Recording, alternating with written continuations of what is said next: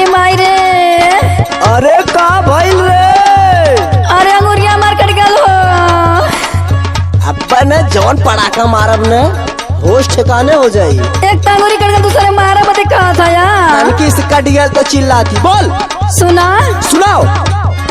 चिलही में आलूआ हो कटली अंगूरिया।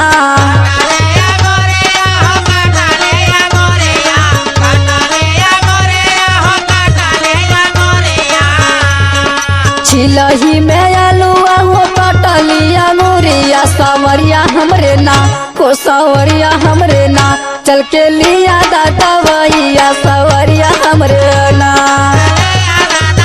अच्छा हाँ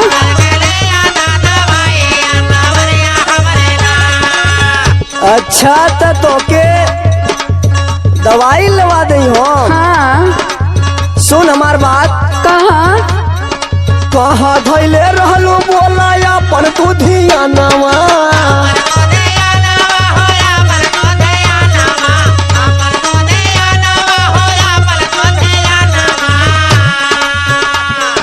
मन मोर यहाँ चिता भुसावल वाली के त निहात कैले रहली हमेशा। अरे क्या बताए सुन सुनावा।